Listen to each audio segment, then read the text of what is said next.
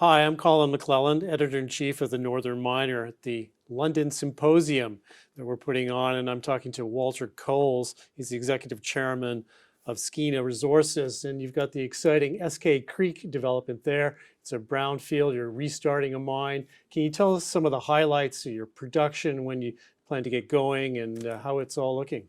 Yeah, but let me start by just saying that what we're doing is we're taking an old underground mine and we're revitalizing it as an open pit, Right. and it's turned into an incredible asset because it's got grade. We're going to average 5.5 grams of gold equivalent per ton in the first 5 years of mining. Wow. It's it's really a unique, one of a kind, very special, very rare asset.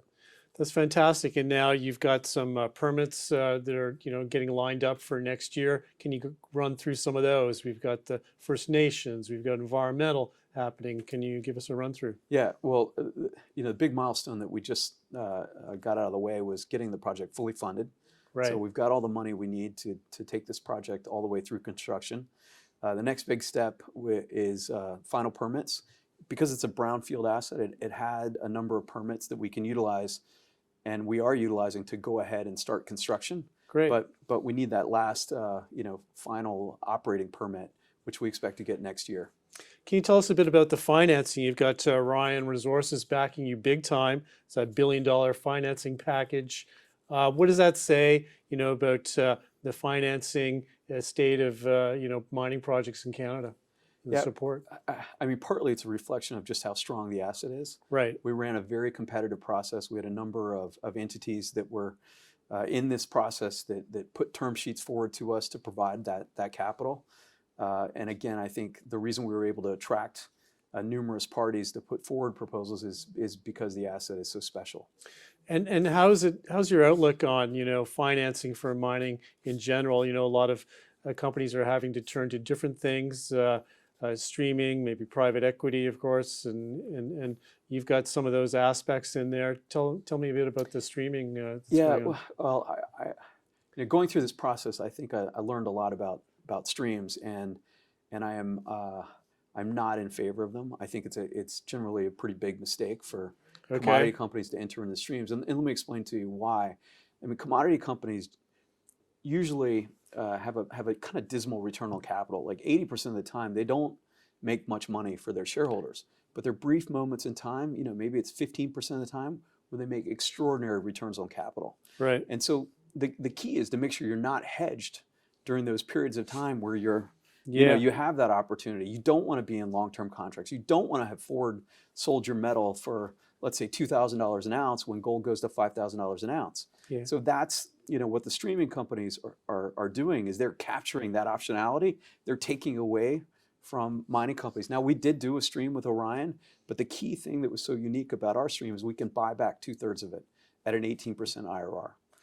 Sounds fascinating. That's great. And there's another key component, I guess, too, that you've got some silver in the mine that's not part of the streaming. How's that working? Yeah, SKA is going to produce almost 10 million ounces of silver in the first 5 years and about 7.5 million ounces a year of silver over 10 years. So what that means is SKA is going to be one of the largest primary silver mines in the world.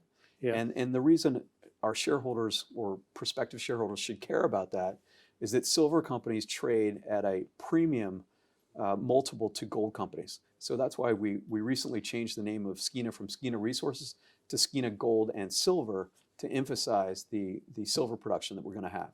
That's fantastic. And how does your history? You're at UBS for several years, and in the financing industry. How does that inform some of the decisions you've made with the Well, mine? I think that one of Skeena's strongest competitive advantages has been our ability to raise money.